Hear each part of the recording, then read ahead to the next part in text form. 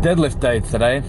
I'm not going to talk too much pre-workout today. One thing, I don't have a lot that I do want to say, but more importantly, I don't like to talk too much to get me out of that headspace before my deadlifting and before my heavy squat sessions.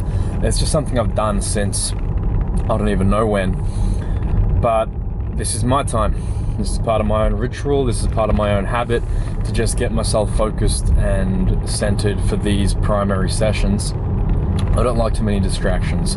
I like to just focus on what it is that I like to do in the gym. I think just quickly though, and I do understand how hypocritical this might be coming from me on social media, but with the rise of social media and videoing your content, videoing exercises, putting yourself out there and doing it for the gram, so to speak, we've sort of lost this concept as to what it means to train. And we've gotten away from the things that we would normally do because they might not have been that attractive to social media.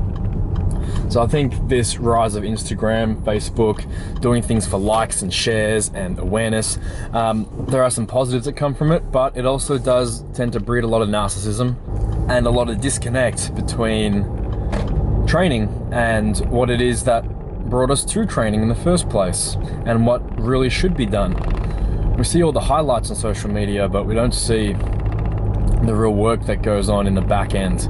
And that's because, for me personally, a lot of that stuff, I'm in a mindset where I don't want to be filming. I just want to focus on doing my work, getting in and getting out.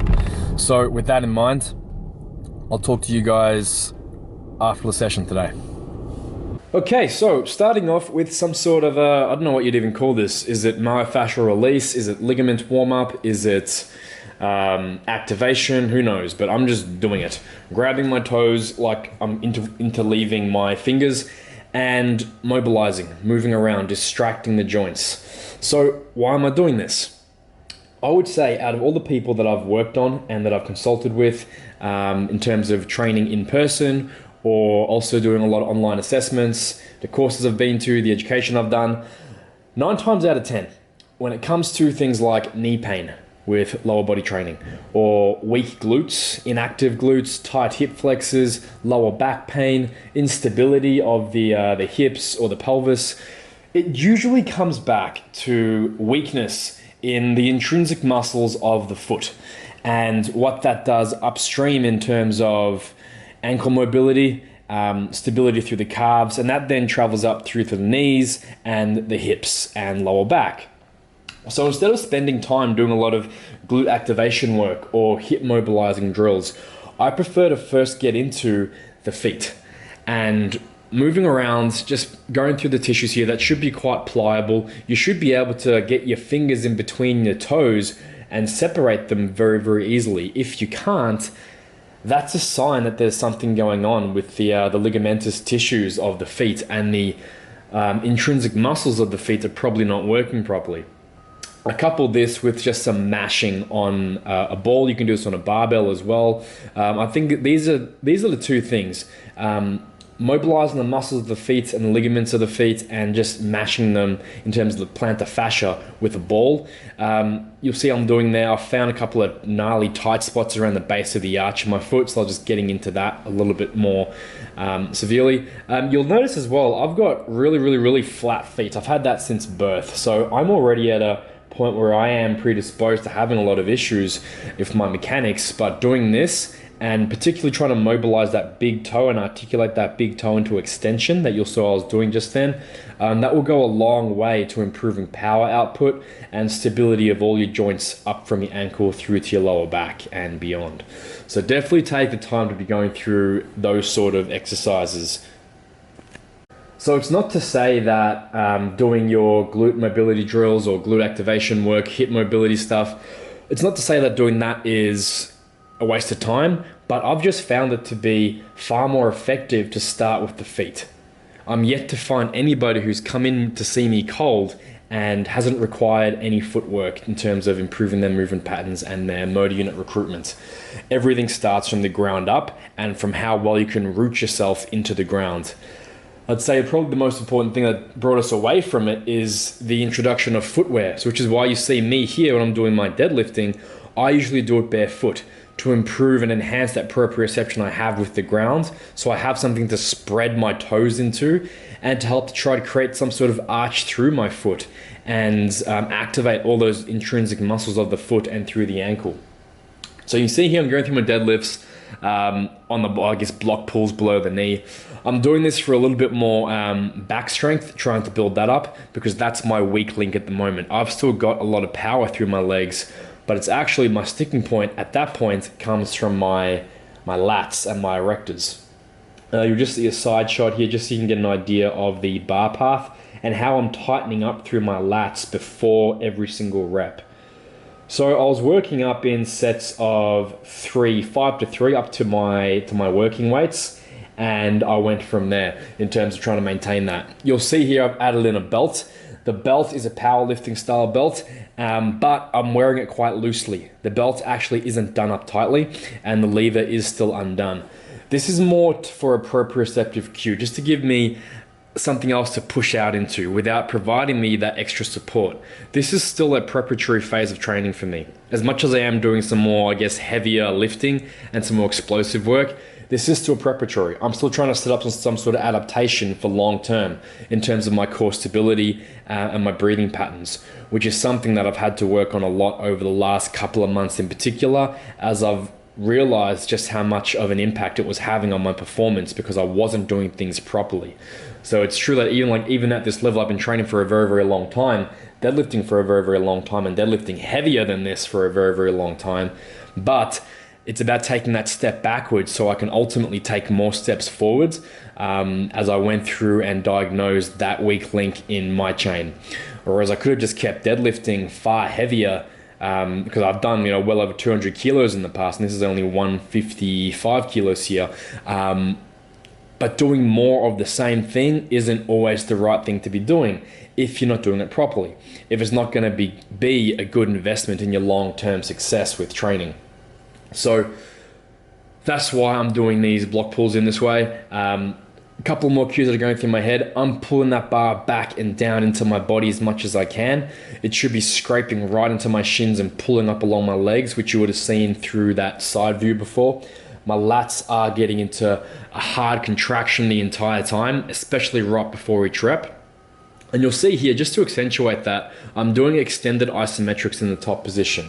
You really see it on this final set here where I'm doing ascending isometrics. So once I hit that top weight, which today was 165 for 3, I stayed there for 3 sets and I paused at the top for at least a second, then I went for 3 seconds, then I went for 5 seconds on the final rep, just to really enhance that tightness in that top position. It's very easy to let the traps take over at that point, which isn't necessarily a bad thing, but I want to make sure that my midsection was bracing tightly still, that my glutes were still on, my quads were still flexed, and my lats were still on, because it's very easy at that lockout position to let the slack or the tension go into your connective tissues without supporting it properly with your muscles.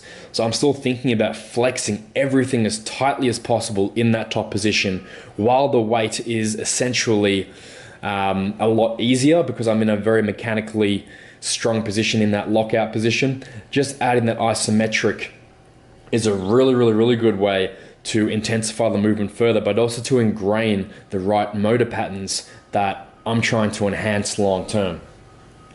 So I think it was actually 4 top sets there, and that was it. Took me about an hour and 15 to get through all of that.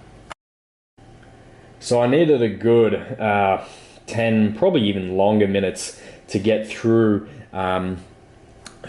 just resting and recovering after my deadlifting to get into this exercise. I think a mistake a lot of people make when they go through something really challenging, whether it's high reps or low reps, is they just go straight into the next exercise. Now that can be necessary, maybe as part of your goals to improve that work capacity.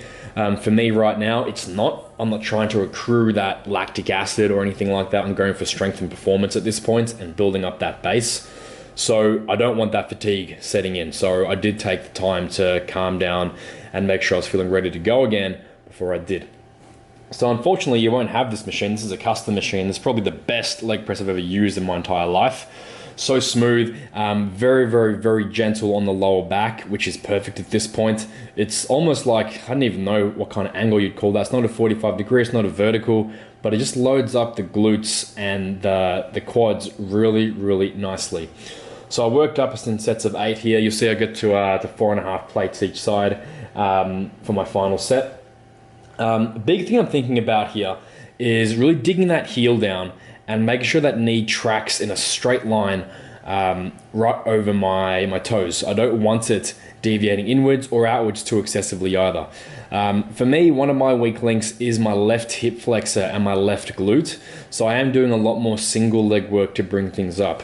Before I add the complexity of something like a lunge or even a Bulgarian split squat that needs a bit more stability, I'm focusing on something here where I'm very, very stable, very supported by the machine. I'm sitting down, I'm relaxing, so I can focus on just quality contractions. You'll see I do a couple of reps where I do grab onto my muscles, not to assist at all, but just to help with that proprioception and to give me that mind muscle cue. I think the tactile sensation is something that's really, really overlooked by a lot of people, and it's very, very underrated. Just grab onto what you need to grab onto. You'll see there I'm grabbing onto my midsection to make sure I'm breathing properly and I'm bracing properly through my external obliques, because again, this is my weaker side, this is my stubborn side, so I need to make sure things are moving properly under perfect control. Long term, I'll be moving into some more less stable exercises, and I'll be a lot stronger at those by building my base here in terms of strength. To finish with, some glute ham raises. So you'll see here, I'm starting off similar to the leg presses at the end there, just by recentering my breathing, making sure everything is tight through my midsection. I'm blowing out, and I want to be inflating my abs as much as I can, and my obliques and my lower back. That's why my hands stay on my waist there, to make sure I'm inflating properly and pressing out at all times. So this first set here, just trying to make sure I'm getting the right activation. And if you've ever done glute ham raises under some sort of slow tempo like this, you'll know how disgusting it is. Really making sure I'm staying in hip extension, and I'm not using my lower back at all. That's key, making sure the abs stay on tightly to make sure the lower back doesn't contribute too much and you don't just get a massive erector contraction. So after a few sets there, I added in the dowel rod for a bit of assistance, just so I can get out some more eccentric only reps. So a couple of reps just to get my stability so I don't end up face planting into a dowel rod, which would be pretty hilarious for those around me. But from there, it's eccentric only and assistance on the way up as much as I needed to keep going through the exercise. Again, there's something where the hamstrings, they can take a pounding, and the hip extensors in general, glutes, hamstrings, I want to be working them under fatigue conditions at this point, because I want that to carry over to my future training. Because it's one thing to be able to have a lot of power output and a lot of strength, but these things also need a lot of endurance and the ability to maintain their tension and stability when you're tired, when you're taxed at the end of a workout, because it's at that point when you are most vulnerable to be injuring yourself. So you want to take these muscles in this position of hip extension and knee flexion, you want to take it to that point where things are getting really, really exhausted and completely worn out, and still keep your technique at all times. And once again, a little bit of downshifting. Spent about 10 minutes here. I didn't focus on reps, I just set the timer and focused on my breathing and doing this nice and slow. Jefferson curls. So you'll see it took a good, almost maybe 15 odd seconds there to get into position and just do one rep. These are super, super slow reps. I'm thinking about every single one of my vertebra opening up and decompressing. This is probably my favorite exercise to do at the end of heavy posterior chain work, or any posterior chain work, any squatting work as well. Anything that's very, very compressive on the spine, you do want to open that back up and decompress things. You want to add some traction component to the shoulders, and particularly the upper back, through the thoracic spine and the neck. So this is a really, really good way to do that. Load isn't as important, but you can do this as a loading exercise. I remember reading Tommy Kono. This is probably back in the 60s or the 70s. He was writing an article about, he would call it the loosening deadlift for Olympic weightlifters. And they would do this with a very, very fast cadence and with heavier weights, but it was still, in terms of what they can actually do, relatively light. The goal there was to open everything up and to rebuild and to build up some strength in the ligamentous tissues and the fascia that run all along the spine. I think people get too afraid of doing rounded back work, and they've got to remember that if you can control and own that range of motion, the spine was meant to flex. It was meant to be loaded in a flexed position. So you should be taking it there and trying to build strength there over time.